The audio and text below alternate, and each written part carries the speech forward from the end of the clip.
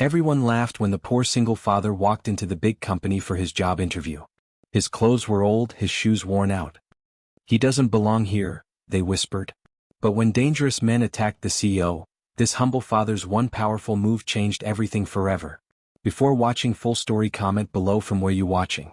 Also like and subscribe for more stories.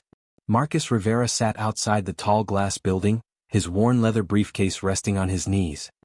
His hands trembled slightly as he straightened his only good tie, the blue one his late wife Sarah had given him 3 years ago. Today was the most important interview of his life.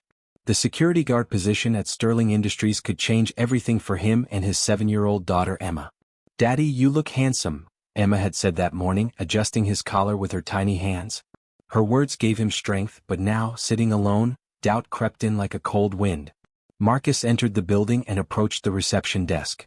The woman behind the counter looked him up and down with barely hidden disgust. His shoes were clean but old, his suit pressed but clearly secondhand. "I'm here for the 2 p.m. interview," Marcus said politely. "Name?" she asked without looking up. "Marcus Rivera." She typed something and frowned. "Take a seat over there. They'll call you." The waiting area was filled with other candidates, all dressed in expensive suits. Marcus felt their stares and heard their whispered comments. "Look at that guy," one man muttered. "Does he think this is a charity case interview?" Another laughed quietly. "Probably can't even read properly. Why would Sterling Industries hire someone like that?" A woman in a sharp business suit shook her head. "I heard he's a single father. Companies don't want employees with too many distractions." Marcus kept his eyes down, focusing on the folder in his lap containing his certificates and recommendations.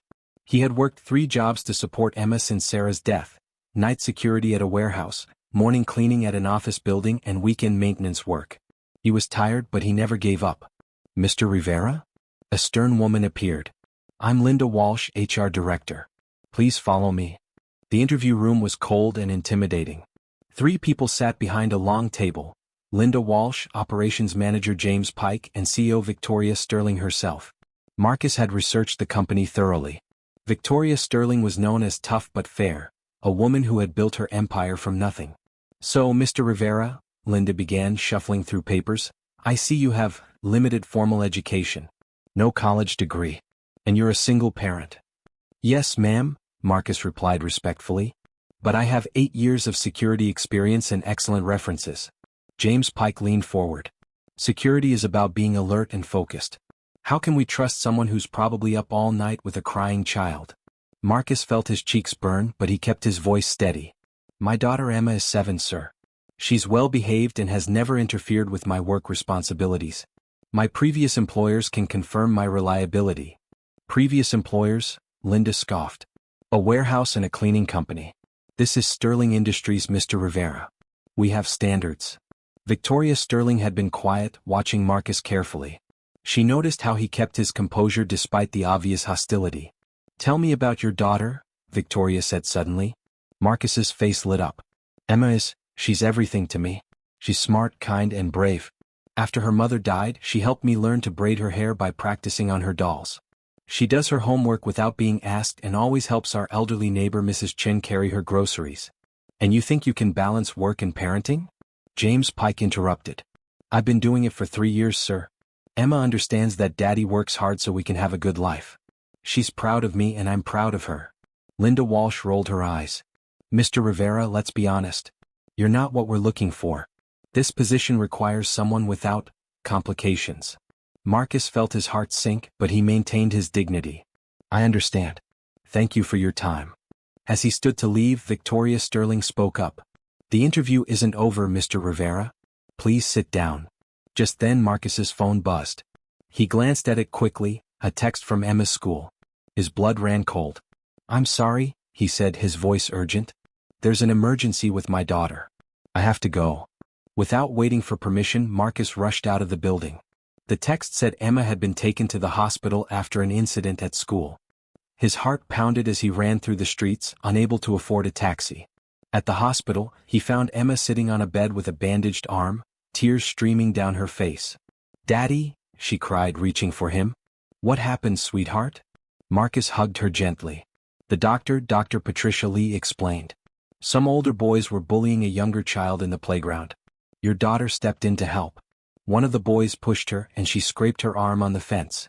She's fine, but she was very brave. Marcus looked at Emma with pride and concern.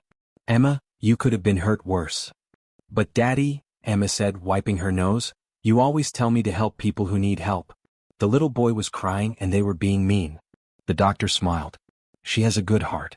You should be proud. As they prepared to leave, Marcus calculated in his head. The hospital visit, even with insurance, would cost money they didn't have. The job interview was ruined. Their situation seemed hopeless. Walking home, Emma slipped her good hand into his. Daddy, I'm sorry I ruined your important meeting. You didn't ruin anything, Emma. You did the right thing. I'm proud of you. But inside, Marcus felt defeated. How would he explain to Emma that they might lose their small apartment? That he had failed again? The next morning, Marcus was getting ready for his warehouse job when there was a knock at the door. He opened it to find Victoria Sterling standing in the hallway, looking very different from the boardroom executive he'd met yesterday. Miss Sterling? How did you find my address? May I come in? She asked. I'd like to meet Emma. Confused but polite, Marcus invited her in. Emma appeared from the kitchen, her arms still bandaged. You must be Emma, Victoria said, kneeling down. I'm Victoria. Your daddy told me about you yesterday. Emma looked at her father uncertainly, then back at Victoria. Are you the lady from Daddy's job interview? Yes, I am. I heard you were very brave yesterday helping another child. Emma nodded seriously. Daddy says we should always help people, even when it's hard. Victoria looked around their small but clean apartment. She saw Emma's drawings on the refrigerator, homework neatly organized on a small desk, and photos of Marcus and Emma together at the park, reading books, building a blanket fort. Emma, Victoria said, would you like to show me your room? Emma eagerly led Victoria to her tiny bedroom. The walls were covered with drawings of her and her father. On her nightstand was a framed photo of a woman with kind eyes, clearly her mother. That's Mommy, Emma said softly. She's in heaven now, but Daddy says she watches over us. He tells me stories about her every night. Victoria's heart tightened. She had built her business empire but had never had children. Seeing this pure love between father and daughter touched something deep inside her. Emma, can you tell me about your daddy? Emma's face brightened. Daddy is the best daddy in the whole world. He makes funny voices when he reads me stories. He learned to braid my hair from YouTube videos. When I have bad dreams, he sings Mommy's favorite song until I feel better. And he works really, really hard so we can stay together. Does he ever get tired or angry? Emma thought seriously. Sometimes he's tired, but he never gets angry at me. When he's sad, I make him drawings to make him smile. We're a team. Victoria returned to the living room where Marcus was waiting anxiously. Mr. Rivera, I came here to apologize. Yesterday's interview was unprofessional. My colleagues judged you unfairly. Marcus was stunned. Miss Sterling, you don't need to apologize. I understand. No, you don't understand, Victoria interrupted. After you left, I made some calls. I spoke to your previous employers. Every single one said you were the most reliable, honest employee they'd ever had. Mrs. Chin, your neighbor, told me how you shovel her walkway in winter and check on her when she's sick. The school principal said Emma is one of their best students and that you never miss a parent-teacher conference, despite working 3 jobs. Marcus felt overwhelmed. I just try to do my best. Your best is extraordinary, Victoria continued. But more than that, what happened yesterday showed me something important. When your daughter needed you, nothing else mattered. Not the job, not the interview, not your future, just her. That's the kind of character I want in my company. Emma appeared beside her father, slipping her hand into his. Mr. Rivera, I'm offering you the security position with a starting salary of $55,000 per year, full health benefits and flexible scheduling for any school events Emma might have. Marcus felt his knees go weak. Miss Sterling. I don't know what to say. Say yes, Daddy. Emma whispered loudly, making Victoria laugh. There's more, Victoria continued. I'm also starting a company scholarship program for employees' children. Emma will have her college education fully funded when the time comes. Tears filled Marcus's eyes. What? Why are you doing this? Victoria's voice became soft. Because 25 years ago I was a single mother working 3 jobs just like you. A kind stranger gave me a chance when no one else would. I never forgot that kindness. Now it's my turn to pass it forward. Marcus wiped his eyes. I accept. Thank you, Miss Sterling. I won't let you down. I know you won't. Emma tugged on Victoria's sleeve. Miss Victoria, would you like to stay for lunch? Daddy makes really good sandwiches. Victoria smiled, the first genuine smile she'd had in months. I would love that, Emma. As they sat around the small kitchen table, sharing sandwiches and listening to Emma chatter about school, Victoria felt something she hadn't experienced in years, the warmth of a real family. 3 months later, Marcus had proven himself to be an exceptional employee. He arrived early, stayed late when needed, and treated everyone with respect. His colleagues, who had initially been skeptical, came to admire his work ethic and integrity. The real surprise came when Victoria discovered that Marcus had quietly started helping other employees. He tutored the janitor's son in math, helped an elderly security guard with technology problems, and organized a food drive for families in need. Why do you do so much for others? Victoria asked him one day. Marcus smiled. Emma watches everything I do. I want her to learn that success isn't just about what you achieve, it's about how you lift others up along the way. On Emma's 8th birthday, Victoria threw her a surprise party at the company headquarters. The entire office participated, decorating conference rooms and bringing gifts. Emma was overwhelmed with joy. Daddy, she whispered as they watched employees singing happy birthday, this is the best birthday ever. You deserve it, sweetheart, Marcus replied, hugging her close. Victoria watched them from across the room. She thought about her own lonely penthouse apartment, her successful but empty life. She had built an empire but had forgotten what really mattered. Later that evening, as the party wound down, Emma approached Victoria with a drawing. I made this for you, Miss Victoria, she said shyly. The drawing showed 3 stick figures holding hands, a tall man labeled Daddy, a small girl labeled Emma, and a woman with a crown labeled Queen Victoria, our friend. Victoria's eyes filled with tears. Emma, this is beautiful. Can I ask you something? Sure. How did you know to call me Queen Victoria? Emma giggled. Because Daddy says you're like a queen who takes care of all the people in your kingdom. And queens are supposed to be kind and help people, right? Victoria knelt down to Emma's level. Emma, would you and your daddy like to come to my house for dinner sometime? It gets very lonely there. Yes. Emma clapped her hands. Can we bring Mrs. Chin too? She gets lonely sometimes. Victoria laughed through her tears. Of course we can. As the months passed, an unlikely friendship bloomed.